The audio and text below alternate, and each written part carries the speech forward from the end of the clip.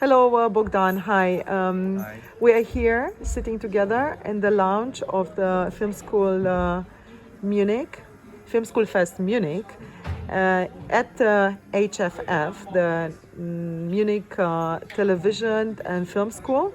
And you are currently studying at the National Film and Theatre School in Bucharest.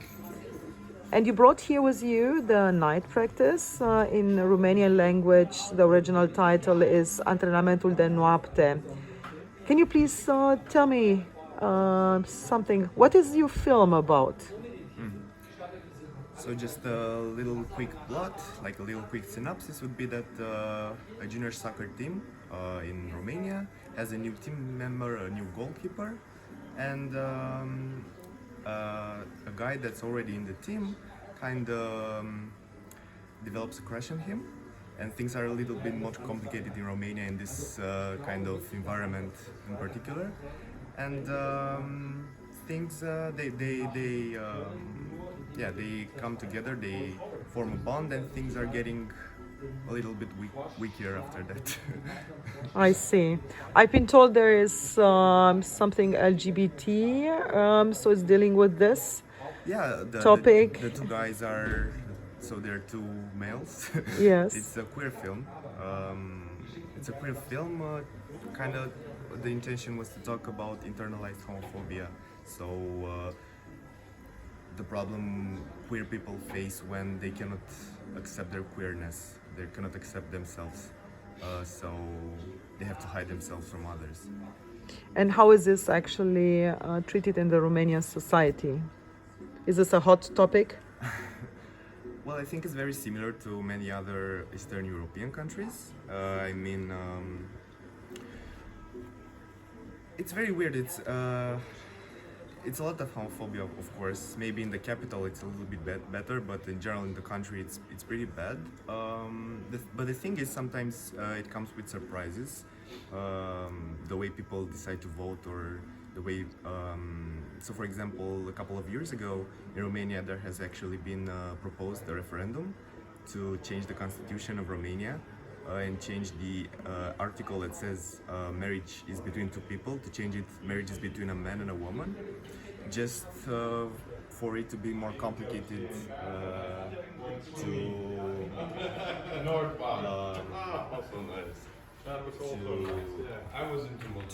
make civil partnerships and marriages, because right now in Romania you cannot marry as a queer person.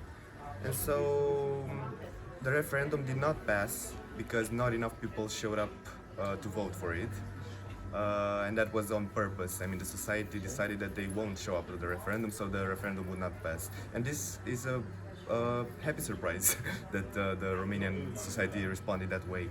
So I don't know. I think we're making small steps. I think Romania, as you already said, is not a singular case. This is quite common in the Eastern Bloc, Yeah. Eastern European Bloc. But there's something else in your film. I heard something about like vampire.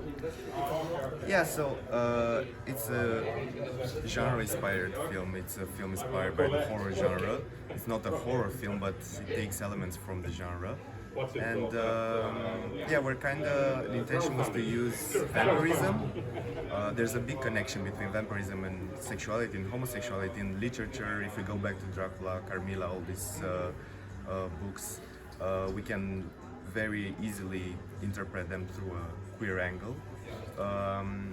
And so yeah, we try to use that cultural background to use vampirism to create allegory about sexuality. How did you come up with the idea? It was actually a short story I found, a short Romanian story I found, I came across, and I was very impressed about how courageous the author was, and how bold his style and his idea was of using vampirism as Element. an element and as an allegory, as a metaphor for internalized homophobia, for homosexuality. But yeah, I really liked that story. But afterwards, I realized So the thing is, I actually used this script to apply to the master's degree in film school, and they didn't. They liked the script, but they were pretty shocked about using vampires, doing a film about vampires in Romania, because in Romania much of cinema is very realist. And I really wanted to try to change things a little bit, to do something a little bit different, and do something more surreal or more fantastic. Give it a new dimension. Yeah, and try to Explore it differently. yeah, a little more diversity in Romanian cinema. And this was your graduation? No, it's actually done in master's degree. So Master after degree, sorry. graduated from bachelor, in masters we do one film per year, and this was the film for the first year of masters. And what is your next project? Are you already working on a new project? So I, in the second year of masters, I shot another film, which is also queer, but not fantastic. It's a normal, realist queer story. And I'm still editing on that. It's very similar in a sense. It's about a classroom where a girl is bullied for being queer. It's in the same area. And I also want to, as soon as possible, to apply for film funds for a new short film. This time not a student one. Your film was screened here at the festival. How was the reaction of the other students, and what were the questions that really got your attention and actually were maybe even surprising for you? Well, I feel like it was well received. It was funny at the Q&A because one of the moderators actually told me at the Q&A that she did her master's thesis on this subject, on queer representation in vampire films. So she had a lot of questions. I feel like it was well received, and it's always a surprise because you never know with this kind of films if it's gonna be, because it's a little bit flashy, a little bit more like commercial looking. You never know with film festivals is gonna be, if people are gonna respond to it positively or not. But it was really nice. And your short also traveled before. Sorry. Your short traveled before. It was where was the premiere? Where did you premiere? So the national premiere, so the first screening of the film was Transylvania Film Festival in Cluj. I think it's more interesting the audience there, how they react. I mean, the direction in Romania, it was more interesting to me because I was pretty scared actually, because you never know with Romanian people how they're gonna react to this kind of story. But it was pretty nice.